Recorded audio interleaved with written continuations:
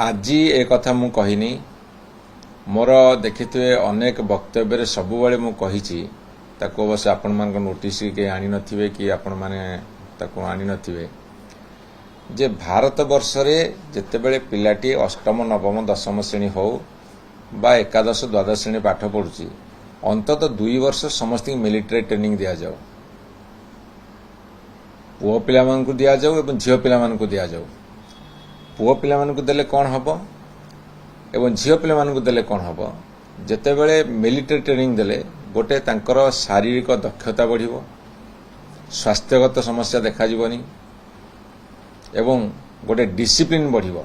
जो डिसिप्लिन रे से माने गढ़ा आइथिबे एवं यदि भारत वर्षर पुओ झियो समस्त मिलिटरी ट्रेनिंग पाइथिबे स्कूल एवं +2 स्तर रे ताहाले कौन सी देश आम विरोधी देश एपटे चाइना अच्छी सेपटे पाकिस्तान अच्छी सेपटे बांग्लादेश आम नुआ नुआ शत्रु होती आमर सबू पड़ोसी राज्य तो आम शत्रु ता साथी इंटरनेशनल स्तर रे बहुत देश आम मित्र अच्छा बहुत देश आम शत्रु अच्छा एवं पाकिस्तान को समर्थन करने किसी देश कहते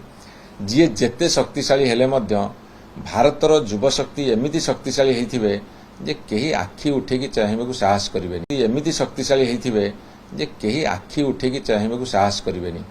एवं झीटी जो ट्रेनिंग नहीं भविष्य से आर्मी रे जॉइन करें एवं सामाजिक स्तर में जो दुर्घटना अघटन शिकार होउछि ताकु से प्रतिरोध कर तेणु मोर दृढ़ दाबी आज जे भारत वर्ष रे केवल ओडिशा रे नुह सारा समस्त को मिलिटरी ट्रेनिंग कंपलसरी दिया जाऊ भविष्य एतिक तो सरीजनी ये भारत पाकिस्तान जिते दिन पर्यंत दुईटा देश अच्छा पड़ोसी देश चाइना अच्छी